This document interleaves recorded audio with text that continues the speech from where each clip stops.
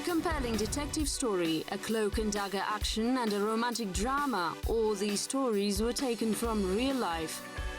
The history of Kazakhstan is inseparable from the world history. Reflections on history, our version. Abbott's adventure.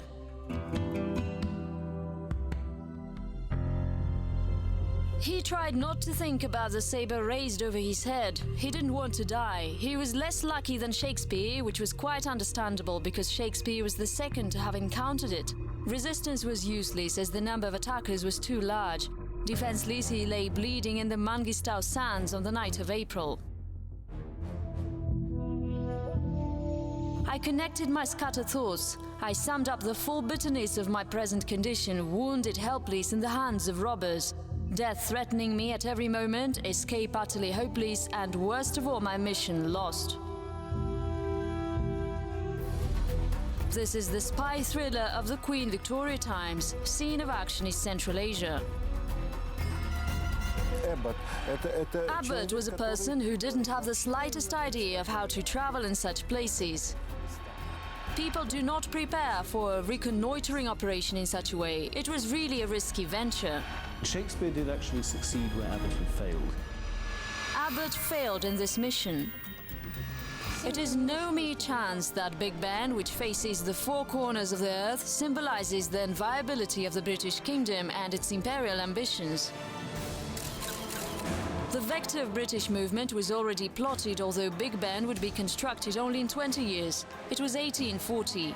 England was successfully advancing in the east and Afghan Heraut had already been thrown at the Queen's feet. Russia was greatly disappointed by these facts. Officially they were allies, but in fact they were rivals.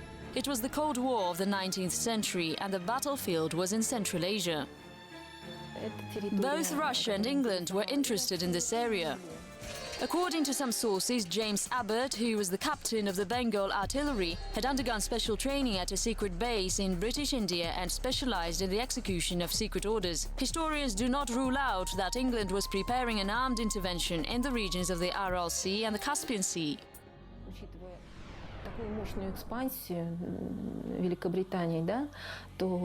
Kazakhstan could have become an English colony. It is natural that Russia had to show its influence in Asia.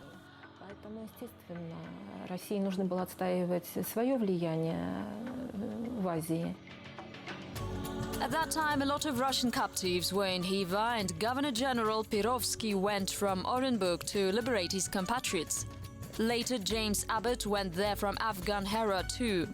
The British officer had a difficult and strange task. He had to mediate between Russia and the Khanate of Khiva. They sent Abbott to Khiva with the aim of persuading the Khan to liberate as many slaves as possible and send them back to Russia. In this way, they wanted to prevent the Russians from waging a war against Khiva. He was wearing Afghan clothes, could not speak either Russian or any of the local dialects. He had some escorts and was planning to persuade the Khan of Khiva to support England, and he also planned to carry out some secret tasks. Отправлялся, как называли, агент. While the agent had complete freedom of action, it was up to him how to go, where to go, and how to act. It was important to attain the goal. Важно было получить результат. The Khan of Khiva first thought that Abbott was a Russian spy. He was really surprised because if Russia and Britain were enemies, why did Abbott want to buy out Russian captives? Although he failed the mission, he was not killed despite the fact that they were going to do it. Nevertheless, they even provided him with guides and gave a letter from the Khan to the Tsar. The mysterious letter contained an offer to stop the war, return Khiva merchants who had been detained in Orenburg, and after that exchange the captives. Thus Abbott, after all, had an excellent pretext, and he went to embark on the mission. This letter would later influence the agent's destiny. It was not an easy journey. It was March, it was slushy and raining in some areas. There were no people around. They often slept outside near nomads' camps. I wandered toward the nearest Cossack tents, which I found preparing for removal. The tents and baggage being packed upon about 16 camels led by the women. The children were securely packed above the baggage. Все, что он видел по пути, и He wrote down everything he saw on the way and found interesting. в своих записках. We passed the Aral Sea and were dazzled by its glitter. Dirty spots of melting snow were in the steppe. My arms are purple and they're so cold that I cannot even move them. However, my legs stay warm as I'm wearing cotton socks, goat wool stockings and also wolf wool ones. I'm also wearing huge Persian boots. It is surprising that I still can't move. There were a lot of everyday details in Abbott's recollections. Of course, he did not give any details. He did not mention that he had been given a secret task. I listened earnestly. Not a sound was stirring, excepting the faint murmur of the waves of the Caspian as they fell amongst the rocks below. The Caspian itself lay smiling before me, blue and serene as the unclouded heavens, without a sail, without an ark of refuge, cold and pitiless as the grave. Although his guide promised that they would go to Astrakhan, they could not do it. Nobody was waiting for them, and the guide was faced with a difficult choice. He could either go forward to the Russians or return to Khiva, which he considered a disgrace. Abbott, together with people whom he didn't trust, went to the steppe. I'm watching all the gestures and glances and trying to guess if I'm facing any danger or not. He wrote this near the fire. He didn't sleep at night and was sure that it saved him from being stabbed with a knife. However, it turned out that he would face the main danger later. Chapter 2. Captured by the steppe. The branch of Russian Ministry of Foreign Affairs, which was concerned with Asia, was in Orenburg. Meanwhile, Perovsky, who was the governor of Orenburg, had lost a quarter of his troops before he could reach Khiva. As a result, he had to return. Their first attempt to execute a winter campaign did not even end in defeat. They did not even run into their enemies because they froze. So Abbott's efforts were not necessary as Russian troops were not ready for the campaign. They thought that they would quickly pass the polar freeze area and afterwards would not need warm clothes. Although a lot of time passed after Russia entered those areas, their knowledge was not profound at all.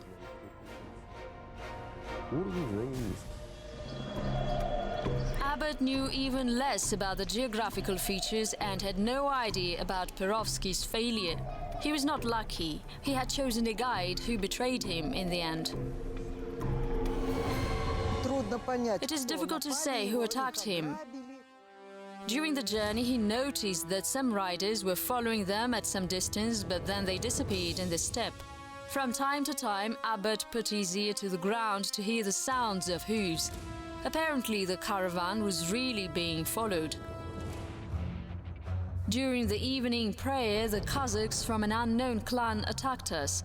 There were 50 of them, and soon Kari headed them. They wounded my head with an axe, all the others were wounded too. They cut off Abbott's finger, and it hung on a piece of skin. We heard from the Kazakhs that the Khan of Khiva had ordered to rob us. Any criminals could have killed him on the way, and nobody would have known that he had been here.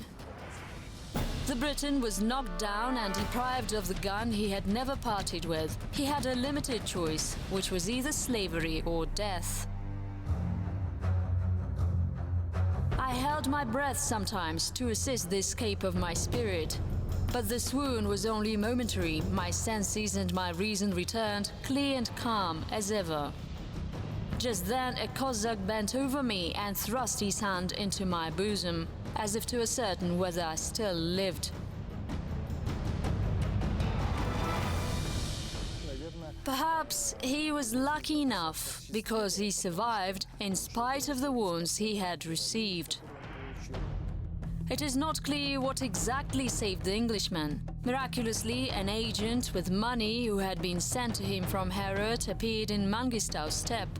Abbott said that the letter from the Khan of Khiva to the Russian Tsar had helped too, because the robbers had been frightened. However, his servant's version was different. This incident occurred not far away from the place where nomadic Cherkes Batyr and Arenbai Kazakhs were. They heard the noise and shouts, came there and stopped the robbers. During this time, they took part of the money and possessions from the robbers, who had taken them from us earlier.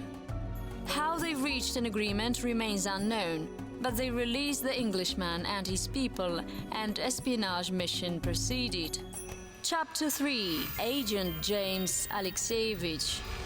Meanwhile, unbelievable rumors that an Englishman with an army consisting of 10,000 people was approaching Alexandrovsky fort spread, and the fortress prepared to repel the British spies' attack. Nobody could speak English, and Abbott's explanations were not understood. However, by chance, as in spy thrillers, scientist Alexander Lehmann, who had taken part in the unsuccessful campaign against Khiva, was in the fort. Both the scientist and the Englishman could speak French.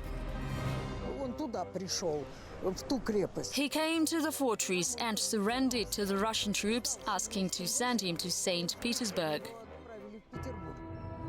The square fortress faced the steppe and the sea. The fort was on a high cliff. Here, Abbott was provided with medical treatment. His finger was amputated. He was also told that he couldn't get to either St Petersburg or Astrakhan and was sent to Guriev under escort.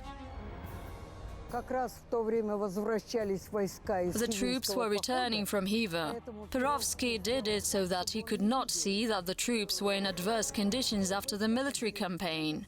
So he sent him to Ural, to the north. Отправил, на Урал.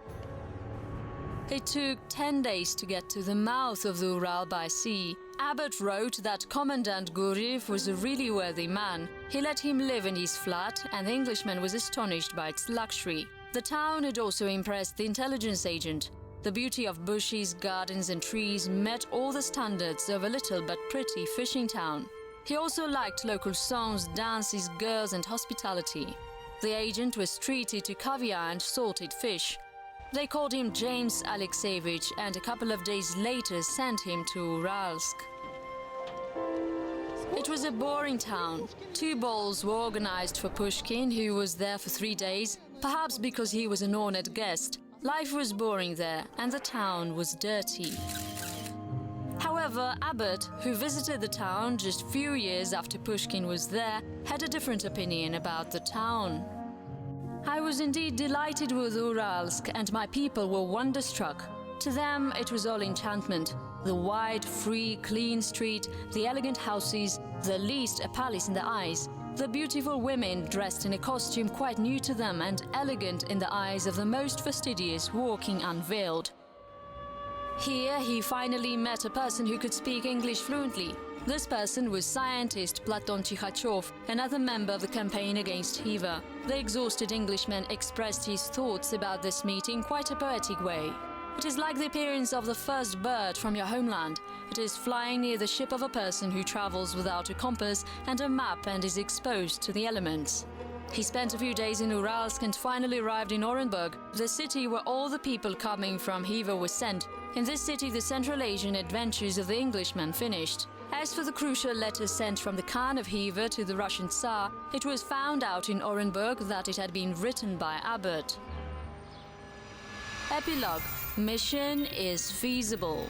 Captain of the Bengal army, Richmond Shakespeare, was not related to the great playwright in any way. He just bore the same family name. Nevertheless, he was a cousin of another classic, William Thackeray. As Shakespeare did not receive any information about Abbott, he decided to find him. He also started his journey without a compass and map, exposed to the elements, trying to achieve fame and ranks. Shakespeare did actually succeed where Abbott had failed. The Khan of Khiva, who was frightened even by the unsuccessful campaign led by Perovsky, decided to release 400 captives in exchange for his merchants. Shakespeare, who was a member of this court, also went to Alexandrovsky fort. Moreover, the enterprising Englishman took the credit for saving the captives, due to which he was knighted later. He did his best to use Abbott's failure as a requital. Actually, it is quite strange that he helped the enemies to buy out the captives and was rewarded for this. However, he was not met warmly in Russia and was immediately sent to his homeland. 3 years later, a report about James Alexavich's journey to Central Asia was published in London. It was written like an adventure novel. Later, Abbott was knighted too. So apparently, he did accomplish his mission.